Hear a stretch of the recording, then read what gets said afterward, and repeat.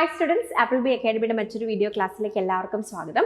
So ഇന്നത്തെ ഒരു ക്ലാസ്സിൽ നമ്മൾ ഡിസ്കസ് ചെയ്യാൻ പോകുന്ന മാനേജ്മെന്റ് കോൺസെപ്റ്റ്സ് ആൻഡ് സ്ട്രാറ്റജീസ് എന്ന് പറയുന്ന യൂണിറ്റിലെ മോട്ടിവേഷൻ തിയറീസിൽ നിന്ന് ജാനുവരി 2024 ചോദിച്ച ക്വസ്റ്റൻ ആണ്.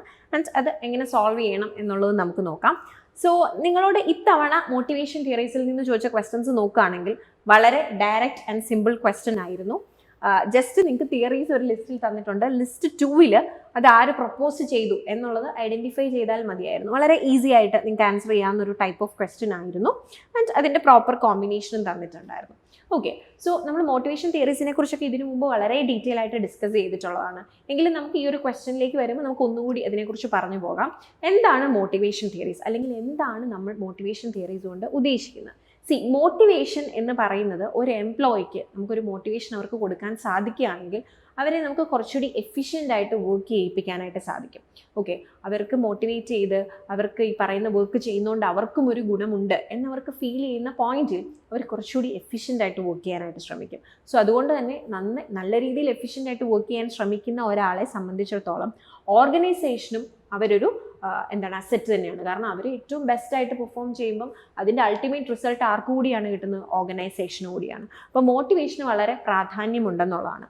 And it's a study of understanding what drives a person to work towards a particular goal or outcome. അപ്പോൾ ഒരാളെ ഒരു പെർട്ടിക്കുലർ ഗോളിലേക്ക് എത്തിക്കാൻ വേണ്ടിയിട്ട് അയാളെ പുഷ് ചെയ്യുന്ന ഫാക്ടർ എന്താണ് എന്നുള്ളതാണ് നമ്മൾ ശരിക്കും ഈ മോട്ടിവേഷൻ തിയറീസിലൊക്കെ പഠിക്കുന്നത്.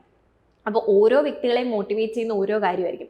നമുക്ക് എല്ലാവരെയും മോട്ടിവേറ്റ് ചെയ്യുന്ന ഒരൊറ്റ ഫാക്ടറാണെന്ന് പറയാനായിട്ട് സാധിക്കത്തില്ല, അല്ലേ? ചിലരെ സംബന്ധിച്ചിടത്തോളം മോണിറ്ററി ആയിട്ടുള്ള കാര്യങ്ങളായിരിക്കും, ചിലരെ സംബന്ധിച്ചോളം നോൺ മോണിറ്ററി ആയിട്ടുള്ള കാര്യങ്ങളായിരിക്കും. ഡിപ്പെൻസ്, അത് ഓരോ വ്യക്തികളെ ഡിപ്പെൻഡ് ചെയ്തിട്ടിരിക്കും എന്നുള്ളതാണ്. ഇപ്പം ആവശ്യത്തിന് ക്യാഷ് ഉള്ള ഒരു വ്യക്തിയാണെങ്കിൽ അയാൾക്ക് വീണ്ടും ഒരു ഈവൻ നമുക്ക് ഈ പറയുന്ന ക്യാഷിൽ ഒരു ഹൈക്ക് വരുന്നത് അല്ലെങ്കിൽ സാലറിയിൽ ഒരു ഹൈക്ക് വരുന്നത് വളരെ നല്ലതാണ്, പോസിറ്റീവായിട്ട് എഫക്റ്റ് ചെയ്യുള്ളൂ. ബട്ട് സ്റ്റിൽ ആ വ്യക്തി ചിലപ്പോൾ ഒരു റെക്കഗ്നീഷനോ ആൾക്കാർ തന്നെ അംഗീകരിക്കണം, താൻ ചെയ്യുന്ന കാര്യങ്ങൾ അപ്രീഷിയേറ്റ് ചെയ്യണം എന്നൊക്കെയാണ് ആഗ്രഹിക്കുന്നതെങ്കിൽ അയാൾക്ക് ആ ഒരു ലെവലിലുള്ള മോട്ടിവേഷൻ കൊടുക്കുമ്പോഴാണ് അയാളിൽ നിന്ന് നല്ലൊരു റിസൾട്ട് നമുക്ക് ലഭിക്കുക. അപ്പം എപ്പോഴും എംപ്ലോയീസിനെ മോട്ടിവേറ്റ് ചെയ്യുക എന്നുള്ളത് ഒരു ഓർഗനൈസേഷനെ സംബന്ധിച്ചിടത്തോളം വളരെ വളരെ പ്രധാനപ്പെട്ട കാര്യമാണെന്നുള്ളതാണ്. Okay, so a motivated employee is more productive and a more productive employee is more profitable. അപ്പോൾ വളരെ പ്രൊഡക്റ്റീവായിട്ട് അവർ വർക്ക് ചെയ്യുമ്പോഴാണ് ഓർഗനൈസേഷന് നല്ല രീതിയിലുള്ള റിസൾട്ട് കിട്ടുന്നത്. സോ മോട്ടിവേഷൻ എന്ന് പറയുന്നത് വളരെ പ്രധാനപ്പെട്ട ഒന്നാണ്.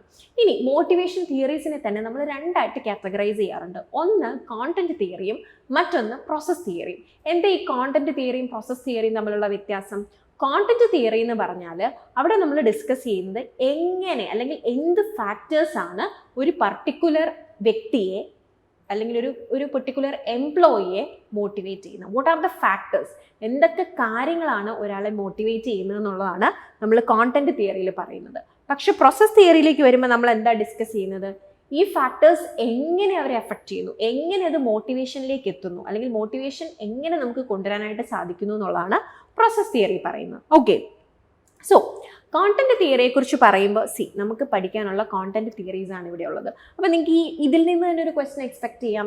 നമുക്ക് വേണമെങ്കിൽ ഇതുപോലെ 1-2 തിയറീസ് ഒക്കെ തന്നിട്ട് ഇതിൽ കോണ്ടന്റ് തിയറി ഐഡന്റിഫൈ ചെയ്യൂ, അല്ലെങ്കിൽ ഇതിൽ പ്രോസസ് തിയറി ഐഡന്റിഫൈ ചെയ്യൂ എന്നുള്ള രീതിയിലുള്ള കോമ്പിനേഷൻ ക്വസ്റ്റൻസ് ചോദിക്കാം, അല്ലേ?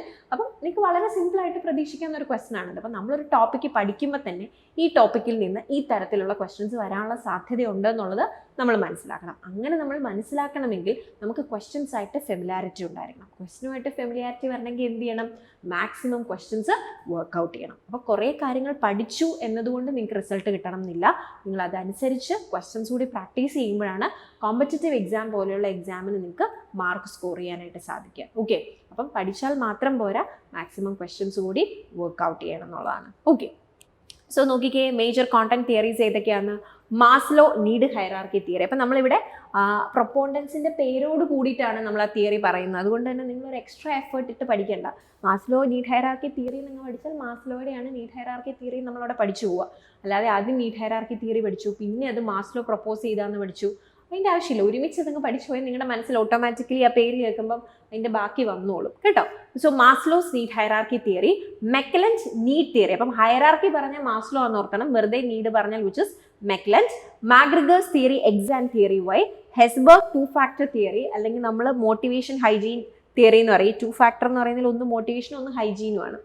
സോ നമ്മൾ വളരെ ഡീറ്റെയിൽ ആയിട്ട് പല type of theories already discuss ചെയ്താണ്. നിങ്ങൾക്ക് ചാനലിൽ അവൈലബിൾ ആണ്. നിങ്ങൾക്ക് അതിൽ കൂടിയും ജസ്റ്റ് ഒന്ന് പോകാനായിട്ട് ശ്രമിക്കുക.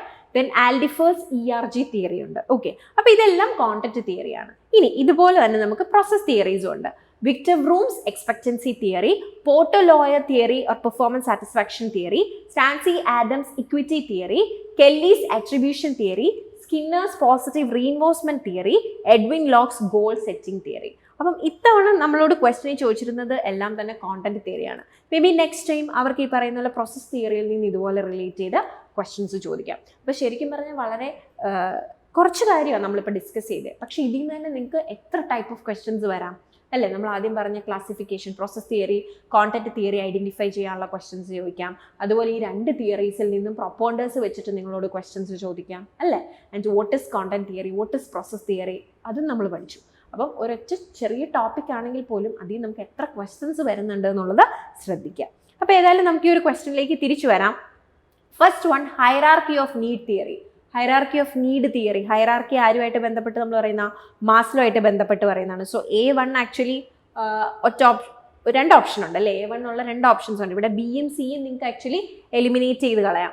അപ്പോൾ ശരിക്കും പറഞ്ഞാൽ B3 or 2 എന്നുള്ളത് ഐഡന്റിഫൈ ചെയ്താൽ ആൻസർ ആയി അല്ലേ? തിയറി X and Y ആരുടെയാണ്? which is മാഗ്രിഗർ അല്ലേ? B3 വരും, സോ C2 വരും അല്ലേ? So A1 hierarchy of need theory Abraham Maslow's ആണ്.